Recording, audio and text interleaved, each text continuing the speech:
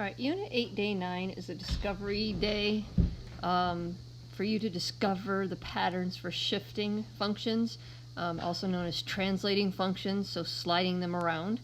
There's three main functions that they use: quadratic, exponential, and absolute value. And these parent functions, which I have already graphed for you, are called parent functions because those are the simplest, smallest equation that you can have that's still called a quadratic, still called exponential, and still called absolute value.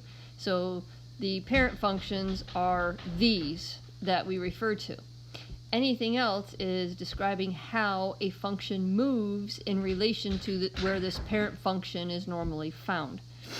So you should pause the video at this point, go do the rest of the problems in the notes, and then resume the video, because I've already done all the graphing. All I am going to do is summarize the conclusions that hopefully you came up to on your own.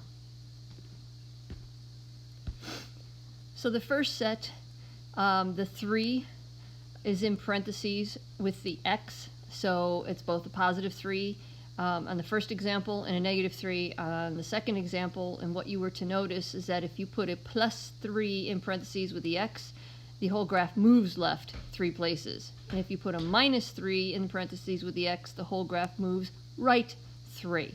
So, and the same thing happened with your exponentials. When you put the positive 2 with the x, the graph shifted to the left.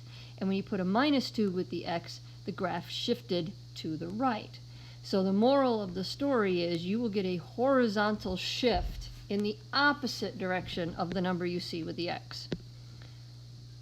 And then the next examples, the 3 and the negative 3 are not in parentheses with the x. Those are separate. And if you notice, the plus 3, the graph shifted up 3, minus 3, the graph shifted down 3. Exactly what you would expect. Positive usually is up, negative is usually down. And same thing with the absolute value graph. The 4 is outside of the absolute value sign, so it doesn't deal with a shift in the x direction, it has a shift in the y direction. So positive 4 goes up 4, negative 4 goes down 4. So for day 9 homework, what you are expected to do is they give you the parent function, then after they give you the function with a shift, and based on those patterns that you just discovered above, you are just to describe what the shift is. Up 5, left 4, right 3, down 2, something like that.